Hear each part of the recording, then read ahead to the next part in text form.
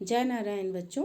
आज हम लोग पूरक पुस्तक भारत की खोज का पाठ 2 तलाश पढ़ने जा रहे हैं। आइए जानें इस पाठ के उद्देश्य।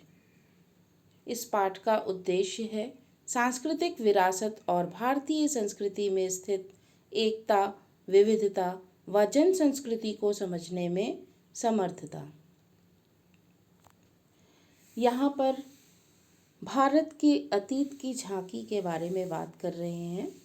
नेहरू जी के मन में भारत ही भारत बसा है। अब वे इसका विश्लेषण करते हुए सोच रहे हैं, आखिर यह भारत है क्या? अतीत में यह किस विशेषता का प्रतिनिधित्व करता था? उसने अपनी प्राचीन शक्ति को कैसे खो दिया? क्या उसने इस शक्ति को पूरी तरह खो दिया है? विशाल जनसंख्या का बसेरा होने के अलावा क्या आज उसके पास ऐसा कुछ बचा है जिसे जानदार कहा जा सके? आधुनिक विश्व से उसका तालमेल किस रूप में बैठता है? अब वे आगे एक आलोचक की तरह सोचने लगे और फिर से भारत की पुरानी यादों को सजोते हुए आगे सोचने लगे। लेकिन अगर भारत के पास वह कुछ नहीं होता जो बहुत जीवंत और टिकाऊ रहा है, वह बहुत जो कुछ सार्थक है, तो भारत का वजूद उस रूप में नहीं होता जैसा आज है और वह हजारों वर्ष तक अपने सभ्य अस्तित्व की पहचान इस रूप में कदापि बनाए नहीं रख सकता था।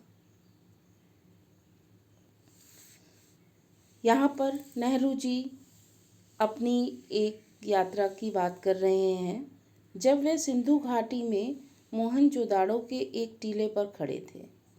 भारत के उत्तर पश्चिम में स्थित सिंधु घाटी में मोहनजोदाड़ो के एक टीले पर खड़ा था। मेरे चारों तरफ उस प्राचीन नगर के घर और गलियां बिखरी थीं, जिसका समय 5000 वर्ष पहले बताया जाता है। साथ ही यह भी कहा जाता है कि वहाँ एक प्राचीन और पूर्णतः विकसित सभ्यता थी।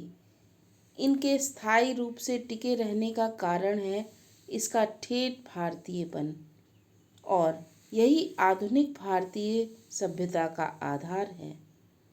यह विचार आश्चर्यचकित कर देता है कि कोई संस्कृति या सभ्यता इस प्रकार 5-6 हजार वर्ष या उससे भी कुछ अधिक समय तक निरंतर बनी रहे, वह भी बराबर परिवर्तनशील और विकासमान रहकर।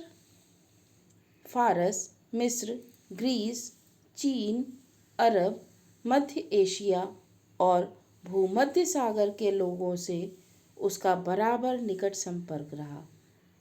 यद्यपि भारत ने उन्हें प्रभावित किया और स्वयं भी उनसे प्रभावित हुआ, फिर भी उसका सांस्कृतिक आधार इतना मजबूत था कि वह हिला नहीं।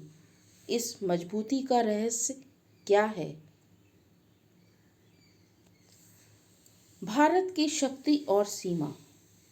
भारत की शक्ति के स्रोतों और उसके पतन और नाश के कारणों की खोज लंबी और उलझी हुई है, पर उसके पतन के हाल के कारण पर्याप्त स्पष्ट हैं।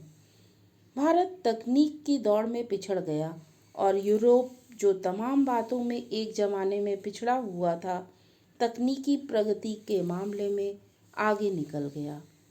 इस तकनीकी विकास के पीछे विज्ञान की चेतना थी तथा हौसलामंद जीवनी शक्ति और मानसिकता थी। नई तकनीकों ने पश्चिमी यूरोप के देशों को सैनिक बल दिया और उनके लिए अपना विस्तार करके पूरब पर अधिकार करना आसान हो गया। यह केवल भारत की ही नहीं, लगभग सारे एशिया की कहानी है।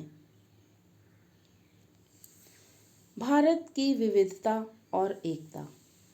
भारत की विविधता अद्भुत है, प्रकट है, वह सतह पर दिखाई पड़ती है और कोई भी उसे देख सकता है। इसका ताल्लुक शारीरिक रूप से भी है और मानसिक आदतों और विशेषताओं से भी। बाहर से देखने पर उत्तर पश्चिमी इलाके के पठान और सुदूर दक्षिण के वासी तमिल में बहुत कम समानता है, उनकी नस्लें भिन्न हैं, हालांकि उनके भीतर कुछ समान सूत्र हो सकते हैं। वे चेहरे और शरीर गठन में, खाने और पहनावे में और भाषा में एक दूसरे से भिन्न होते हैं। रंग, रूप, जाति, खान पान, भाषा और संस्कृति में विविधता होने पर भी उनमें एकता के दर्शन होते हैं। धन्यवाद बच्चों। ये पूरे पाठ का सार था। आप इसे पढ़ें और समझने का प्रयास करें। जय नारायण।